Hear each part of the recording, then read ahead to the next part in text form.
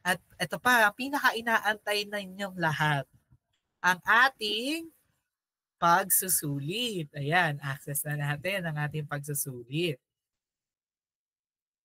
Ayan. Ganito dapat ang makikita ninyo sa inyong pagsusulit. Ayan.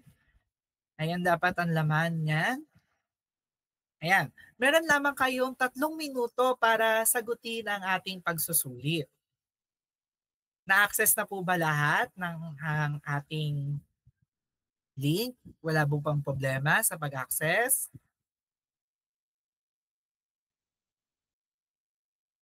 Pa-heart react po kung na-access na natin ang ating pagsusulit. Ayan, na-access na. O sige, may 3 minuto lamang kayo at magsisimula na ito.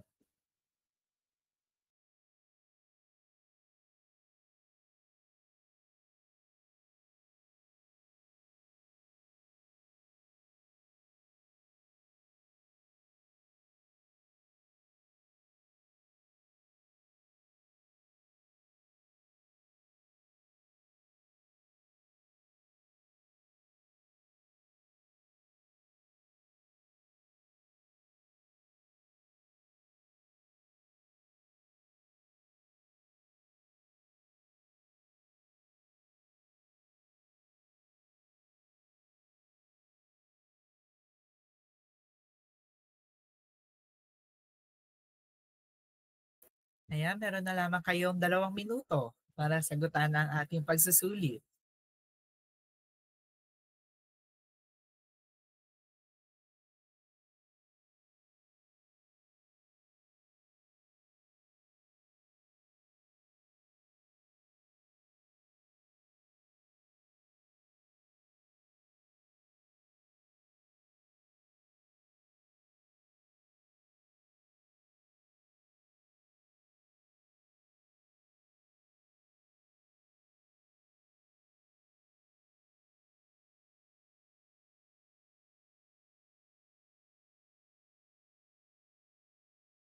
Ayan, tapos na ang lahat? Ayan. Dahil tapos na ang inyong 3 minuto, dapat na isubmit nyo na ito. Ayan, pa-heart react naman kung nasubmit na natin ang ating mga pagsusulit. Ayan. Si Erica ay nakapag-submit na. Paano yung iba? Yung iba ba ay nakapag-submit na? Ayan. Si Miguel din nakapag-submit na. Si Archie. Ayan.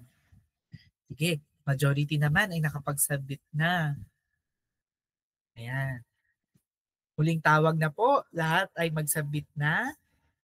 Grade 9 matatag ng ating pagsusulit.